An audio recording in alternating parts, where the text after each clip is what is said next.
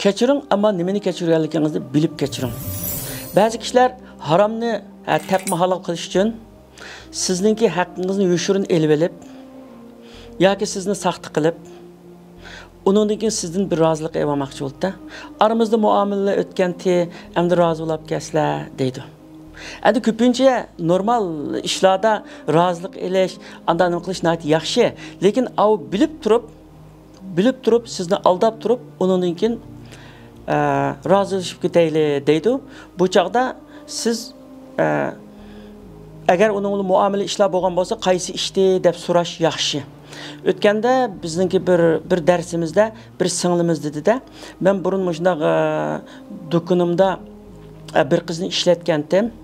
Uzun zaman shunda birga ishladik. Keyin men haramga borgan chig'imda shunda rozilashdik.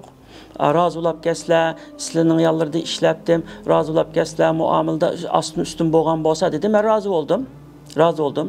Keyin shu do'kondagi videoni, nimani, shu kamerani ko'rsam, bu shu har kuni shu nimadan tushgan puldan shunda o'g'irlaydi ekan, uni men o'z ko'zim bilan ko'rib qoldim. Uni kechirmam deb so'radi.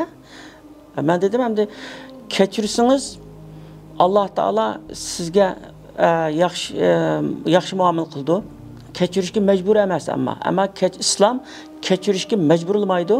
Kechirsangiz sizga mukofoti bor dedi hamdi. Shunga o'xshash hamdi. Ya'ni kechiring, ammo nimani kechirganligingizni bilib kechiring.